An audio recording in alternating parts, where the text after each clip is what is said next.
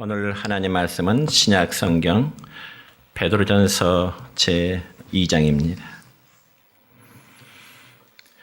베드로전서 제2장 19절부터 25절에 있는 말씀까지입니다. 제가 봉독해 드립니다. 부당하게 고난을 받아도 하나님을 생각함으로 슬픔을 참으면 이는 아름다우나 죄가 있어 매를 맞고 참으면 무슨 칭찬이 있으리요. 그러나 선을 행함으로 고난을 받고 참으면 이는 하나님 앞에 아름다우니라. 이를 위하여 너희가 부르심을 받았으니 그리스도도 너희를 위하여 고난을 받으사 너희에게 본을 끼쳐 그 자체를 따라오게 하려 하셨느니라. 그는 죄를 범하지 아니하시고 그 입에 거짓도 없으시며 역을 당하시되 맞대어 욕하지 아니하시고 고난을 당하시되 위협하지 아니하시고 오직 공의로 심판하시는 이에게 부탁하시며 친히 나무에 달려 그 몸으로 우리 죄를 담당하셨으니 이는 우리로 죄에 대하여 죽고 의에 대하여 살게 하려 하심이라. 그가 채찍에 맞음으로 너희는 나음을 얻었나니 너희가 전에는 양과 같이 길을 잃었더니 이제는 너희 영혼의 목자와 감독 되신 이에게 돌아왔느니라. 아멘. 사랑과 축복의 메시지 나눕니다. 사랑과 축복합니다. 네, 사랑과 축복합니다.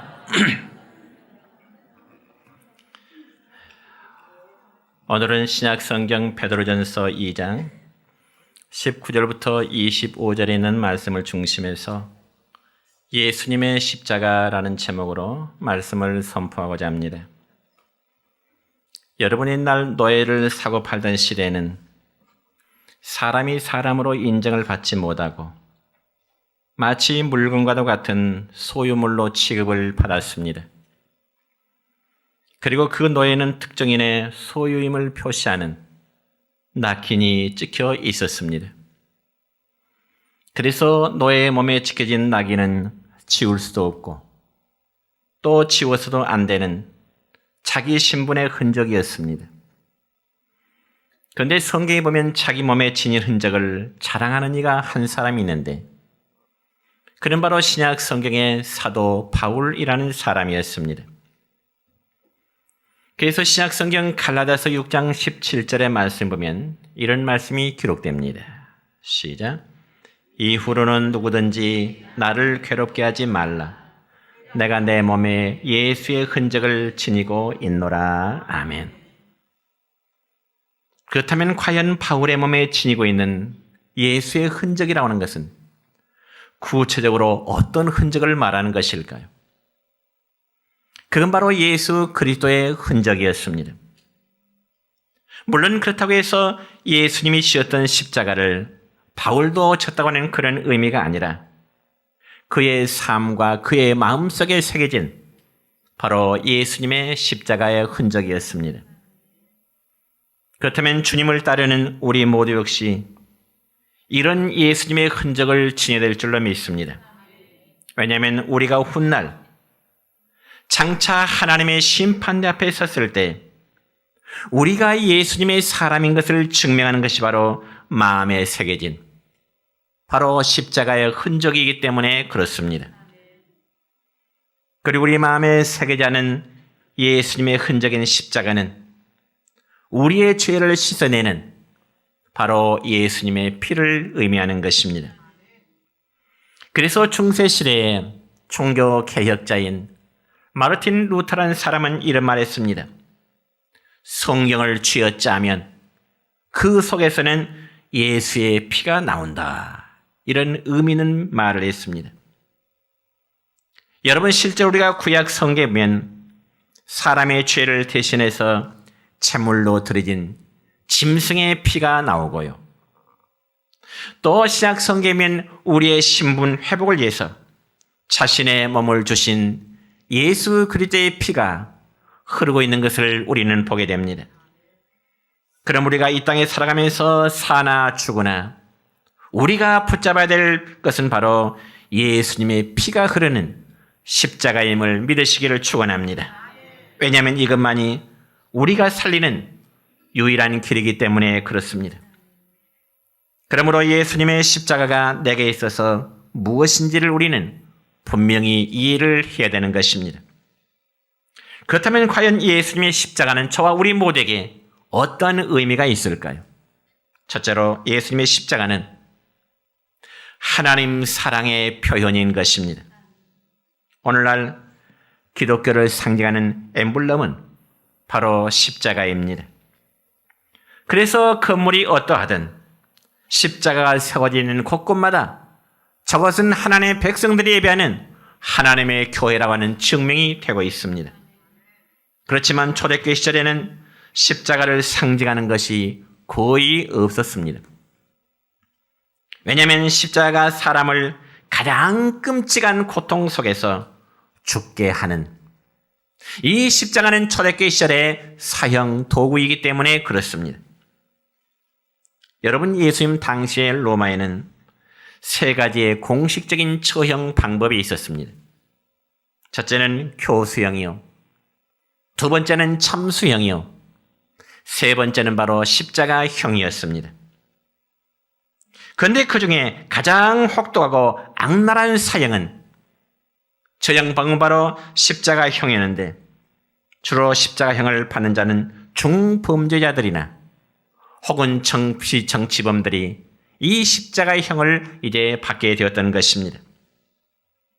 그리고 십자가형은 죄인을 발가벗겨서 십자가 형태의 나무에 사지를 못 박게 해서 죽게 하는 것이었습니다. 그러니 이러한 십자가형이 유대인들에게는 너무나 거리끼는 것이 될 수밖에 없었습니다. 왜냐하면 하나님의 아들이시요, 그리고 메시아신 예수님이 십자가에 달려서 가장 부끄러운 죽음을 당한다고 하는 것은 유대인들로서는 도저히 상상할 수 없는 그러한 일이었기 때문입니다. 특별히 여러분이요, 유대인들의 의식 속에는 나무 십자가에 달려 못 박혀 죽음은 마치 하나님의 저주처럼 그렇게 인식을 했습니다. 왜냐하면 구약성경 신명기 21장 23절의 말씀 보면은 나무에 달린 자마다 하나님의 저주에 있을 것이라고 말씀했기 때문입니다. 그럼에도 불구하고 여러분, 우리가 신약성경 바울 서신에 보면 바울 사도는 증언하기를 십자가의 도가 멸망하는 자들에게는 마치 미라는 것처럼 보이지만은 그러나 구원을 받는 우리 모든 성도들에게는 십자가가 하나님의 능력이라고 증언하고 있습니다. 이 점에서 우리 고린도전서 1장 18절의 말씀을 함께 읽습니다. 시작. 십자가의 도가 멸망하는 자들에게는 미련한 것이요 구원을 얻는 우리에게는 하나님의 능력이 됨이라. 아멘. 여러분, 십자가는 하나님의 능력에 대해서 우리의 삶을 승리로 여길 줄로 믿습니다. 그래서 십자가를 기독교 상징으로 본격적으로 사용하게 된 것은 바로 로마의 황제였던 콘스탄틴 대제의 황제 때문에, 그런 영향 때문이라고 지금까지 전해지고 있습니다. 사랑하는 성도 여러분이요, 로마의 콘스탄틴 황제는 그동안 초대교회가 여러 황제들에 의해서 많은 핍박을 받아왔지만은, 그러나 이 콘스탄틴 황제는 이 기독교를 로마의 국교로 승인했던 사람이 바로 콘스탄틴 황제입니다. 그래서 그는 밀비안 다리의 전투라고 불리는 전쟁을 하기 전에 이 콘스탄틴이 환상을 봤는데요, 그 환상의 십자가의 깃발을 보고서 전쟁터에 십자가의 깃발을 앞세우고 전쟁터에 내보냈던 것입니다. 그러자 콘스탄틴 황제의 군대는 그 전투에서 큰 승리를 거두게 되고, 그 후로부터 황제의 군대의 길을 십자가로 이제 표시했다고 그렇게 전해지고 있습니다. 그래서 그 후부터 십자가는 기독교를 표시하는 하나의 상징처럼 지금까지 사용되어지고 있습니다. 그러므로 지금도 전 세계 교회에 높이 솟아있는 예수님의 십자가는 인류를 향하신 하나님의 말없는 사랑의 외침으로 우리가 그렇게 받아들이게 되는 것입니다. 그래서 우리가 신약성경 요한복음 3장 16절의 말씀 보면 우리가 너무나 잘 알 말씀입니다. 즉 인류를 향하신 하나님의 착한 사랑의 외침이 이렇게 우리에게 말씀을 주고 있습니다. 시작. 하나님이 세상을 이처럼 사랑하사 독생자를 주셨으니 이는 그를 믿는 자마다 멸망하지 않고 영생을 얻게 하려 하심이라. 아멘. 여러분, 우리가 십자가는 하나님 사랑의 표현이라고 말하지만은 그러나 또 다른 면에서, 즉 엄밀한 의미에서 보자면 십자가는 하나님의 무서운 공의의 상징이다, 이렇게도 말할 수 있습니다. 왜냐하면 하나님은 결코 죄를 용납하지 않으시며 반드시 죄를 찾아내시고 그 죄에 따라 심판하시고 징벌하시기 때문에 그렇습니다. 그리고 아담과 하와로 인해서 하나님을 거역하고 그리고 죄에 빠진 인류를 구원하실 길은 그 죄를 누군가가 담당해야 되는 그러한 문제가 생긴 것입니다. 그러므로 구약시대는 범죄한 자가 자신의 죄를 용서받기 위해서 짐승을 제물로 드려야만 했습니다. 그리할 때 인간의 범죄가 짐승에게 전가되고 죄를 지은 사람은 대신하는 죽음을 짐승이 갖게 되었던 것입니다. 그러니까 율법의 요구라면 당연히 범죄한 인간이 죄값을 받아야 마땅하지만 그러나 짐승이 제물이 되어서 인간의 죄를 대신하는 그런 죽음을 갖게 되었다는 것입니다. 사랑하는 성도 여러분이여, 그래서 구약의 백성들이 하나님께 드리는 짐승의 제물은 일회용에 불과한 것입니다. 왜냐하면 구약의 백성들이 죄를 지을 때마다 계속해서 반복적으로 짐승의 제물을 드려야 했기 때문에 그렇습니다. 그자 인류를 향하신 하나님의 사랑은 독생자이신 예수님을 짐승 대신에 그 아들 예수님을 우리의 제물로 내놓으신 것입니다. 그리고 예수님은 하나님의 뜻대로 인류를 대신해서 그 무서운 하나님의 징벌을 받으셔야만 했습니다. 그것이 바로 예수님의 십자가인 것입니다. 이 사실에 대해서 요한일서 4장 10절의 말씀을 보면 이렇게 기록되어 있습니다. 시작. 우리가 하나님을 사랑한 것이 아니요 하나님이 우리를 사랑하사 우리 죄를 속하게 하여 화목제물로 그 아들을 보내셨습니다. 아멘. 여러분, 십자가 그 자체로는 우리가 사랑하거나 자랑할 만한 것이 결코 못 됩니다. 오히려 십자가는 극한 고통이며 수치스럽고 혐오스러운 것입니다. 그럼에도 불구하고 사랑하는 성도 여러분이요, 그 십자가에는 하나님의 사랑이 가득 담겨져 있기 때문에 우리의 자랑이 되는 것이고요, 우리가 사모할 만한 것이 되고요, 십자가는 생명의 능력이 되심을 믿으시기를 축원합니다. 성도 여러분이요, 하나님께서는 그 아들이신 예수님의 고통과 그리고 수치스러운 십자가로 우리의 죄를 대신해서 징벌을 받게 하시고 저와 여러분을 살리신 줄로 믿으시기를 축원합니다. 그러므로 예수님이 달리신 십자가는 우리를 향하신 하나님의 사랑의 극치가 되는 것이요, 우리를 향하신 하나님의 최고의 사랑 표현임을 믿으시기를 축원합니다. 두 번째로 예수님의 십자가는 구원의 문이며 그리고 능력인 것입니다. 여러분, 예수님께서 십자가에 달리셔서 마지막에 숨을 거두시면서 주님이 한마디 외치시는 말씀이 있는데 그것은 바로 다 이루었다라는 말씀이었습니다. 그러면 과연 주님께서 십자가에서 마지막 숨을 거두시면서 다 이루셨다는 그 말씀은 어떤 의미일까요? 그건 바로 인류와 하나님 사이에 막힌 죄악의 담을 무너뜨렸다는 것입니다. 그리고 불순종과 죄악으로 단절했던 하나님과의 교통의 문을 주님이 여셨다는 의미인 것입니다. 그래서 성경은 예수님이 숨지시는 그 순간에 하늘 문이 열려졌다고 증언하고 있습니다. 바로 이 점에 대해서 마태복음 27장 51절이나 마가복음 15장 38절의 말씀이나 누가복음 23장 45절의 말씀을 보면은 성소의 휘장이 위로부터 아래까지 찢어져 둘이 되니라. 그렇게 말씀이 기록되어 있습니다. 그러므로 성소의 휘장이 여러분이 위에서 아래까지 쫙 갈라진 것은 바로 사람과 하나님 사이를 가로막고 있는 죄악의 담이 무너졌다는 것이고, 이제는 하나님과 직접 교통할 수 있는 교통의 문이 열렸음을 증언하는 말씀인 것입니다. 그러므로 신약성경 로마서 1장 16절의 말씀을 보면 이런 말씀이 있습니다. 시작. 내가 복음을 부끄러워하지 아니하노니 이 복음은 모든 믿는 자에게 구원을 주시는 하나님의 능력이 됨이라. 먼저는 유대인에게요, 그리고 헬라인에게로다. 아멘. 그러니까 십자가는 여러분이요, 택함받은 민족이나 이방 민족 모두에게 예수님의 십자가는 구원을 주시는 하나님의 능력임을 믿으시기 축원합니다.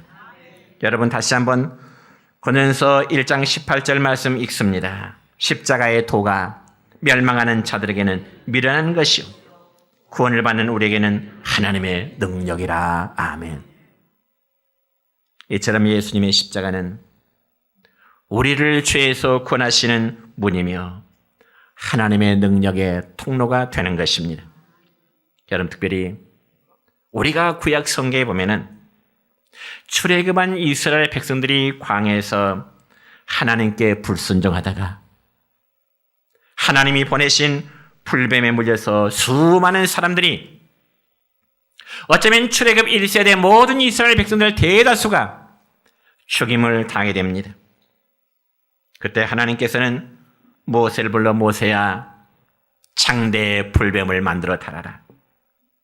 그리고 뱀에 물린 자마다 창대 높이 달린 불뱀을 바라보도록 해라. 바라보는 자는 살게 될 것이다. 민수기 21장 8절의 말씀입니다.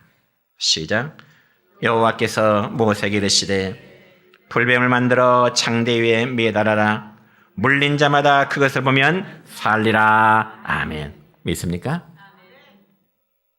그러자 모세는 곧바로 창대 위에다가 불뱀의 형상을 만들어 달아놓고 모든 백성들에게 여러분이 지금 불뱀에 물린 자마다 저 창대에 달려진 불뱀의 형상을 바라보세요.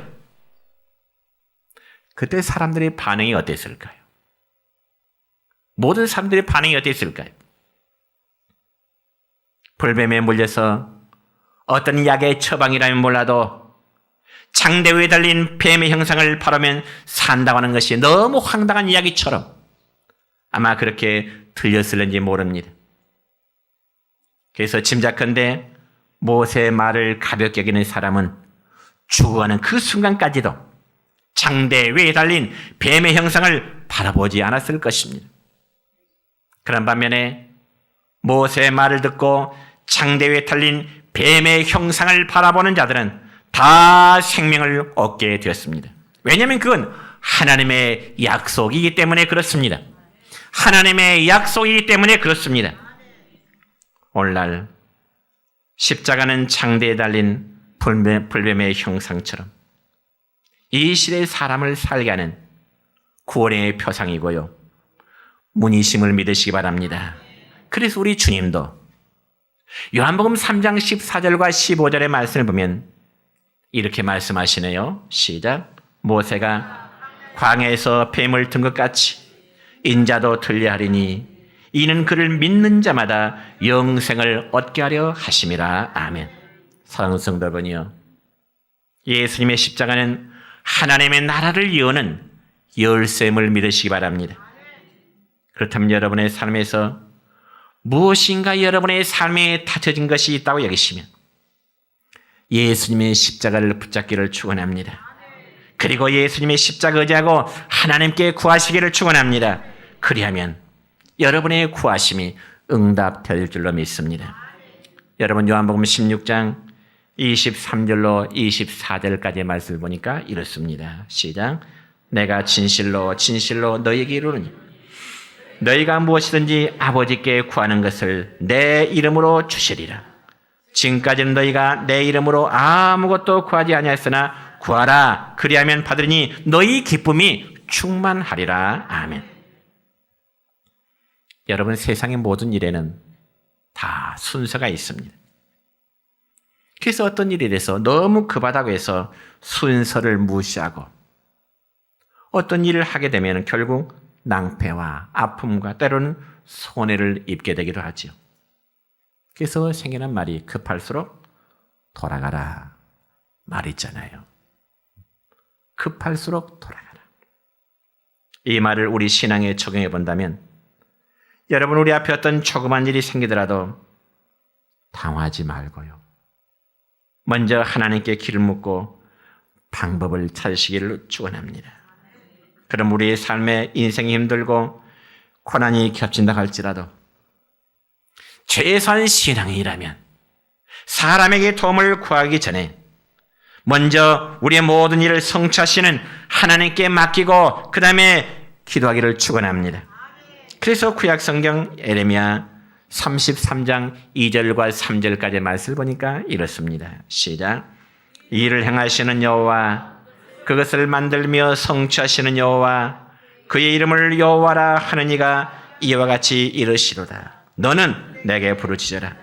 내가 내게 응답하겠고 내가 알지 못하는 크고 은밀한 일을 내게 보이리라. 아멘. 이 말씀 믿으십니까?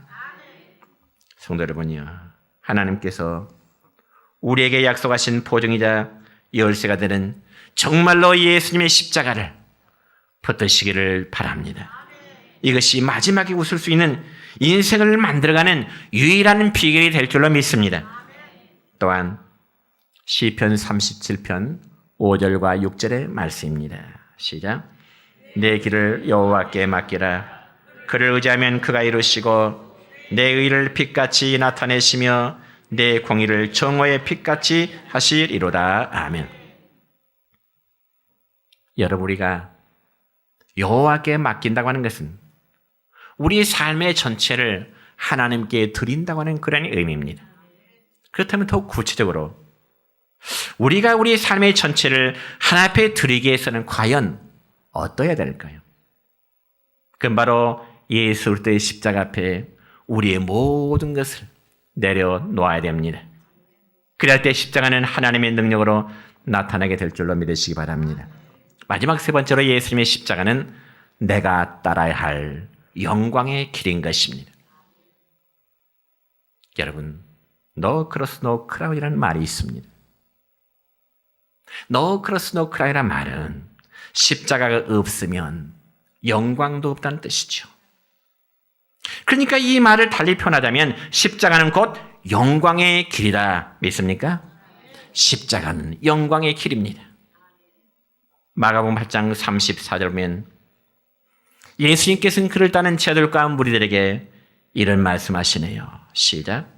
누구든지 나를 따라오려거든 자기를 부인하고 자기 십자가를 지고 나를 따를 것이니라. 자기를 부인하고 자기 십자가를 지고 나를 따를 것이라 주님 그렇게 말씀하십니다. 그러니까 이 말씀은 십자가의 길이 아니고서는 예수님을 따를 수 없다고 하는 단호한 표현인 것입니다. 그렇다면 여러분에게 있어서 십자가는 과연 어떤 의미로 느껴지십니까? 여러분, 십자가는 오직 한 가지를 말하는데 바로 자기 자신을 버림인 것입니다. 이것을 가장 잘 표현한 성경 말씀이 있는데 로마서 14장 8절의 말씀이죠. 시작. 우리가 살아도 주를 위하여 살고 죽어도 주를 위하여 죽나니 그러므로 사나 죽으나 우리가 주의 것이로다. 아멘. 자, 또 봅니다. 갈라디아서 2장 20절의 말씀입니다. 시작. 내가 그리스도와 함께 십자가에 못 박혔나니 그런즉 이제는 내가 사는 것이 아니요 오직 내 안에 그리스도께서 사시는 것이라. 내가 육체 가운데 사는 것은 나를 사랑하사 나를 위하여 자기 자신을 버리신 하나님의 아들을 믿는 믿음 안에서 사는 것이라. 아멘. 여러분, 이라는 말씀으로 우리 자신을 한번 비춰보자면 내가 내 자신을 주장할 만한 근거는 아무것도 없습니다. 즉 인생에서 내 것이라고 주장할 수 있는 것이 아무것도 없다는 말이죠. 그러면 우리는 신앙생활을 한다고 하면서도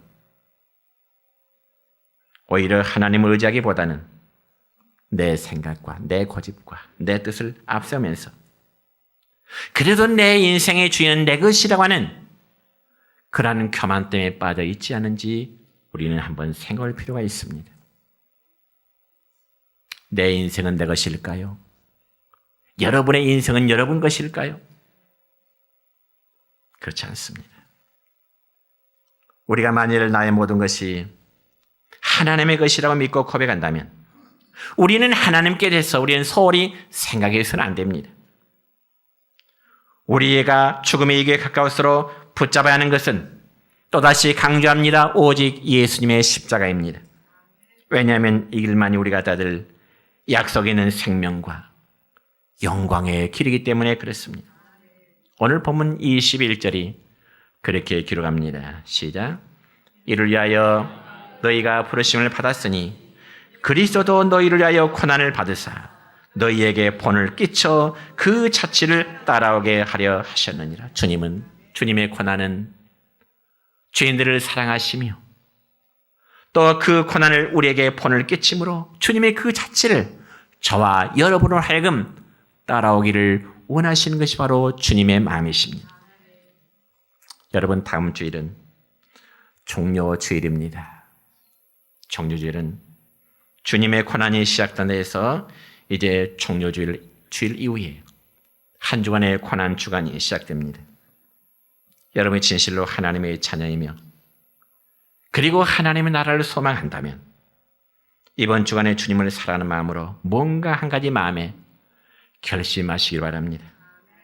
나의 신앙의 잘못된 습관을 바꾼다든지 나의 욕망을 좀 절제한다든지 혹은 주님을 향한 전적인 헌신을 다짐한다든지 우리가 말로만이 아닌 정말 작은 하나의 일이라도 실천하는 사랑으로 주님의 십자가를 생각할 수 있기를 바랍니다. 오늘 말씀 마칩니다. 여러분, 예수님의 십자가는 저와 여러분을 향하신 하나님의 사랑이고요. 능력인 동시에 우리가 따라가야 할 길입니다. 그리고 이 십자가는 곧 나를 버리기입니다. 십자가는 여러분 자신을 버리기입니다. 우리가 버림으로써 주님이 나의 소유가 되고 나를 버림으로써 하나님의 능력이 우리 각자에게 임할 줄로 믿습니다. 잠시 머무른 이 땅에서의 삶에서 우리는 지혜롭게 분별하여 정말 예수님의 십자가를 따르는 진정으로 행복한 하나님의 자녀 되시기를 축원합니다.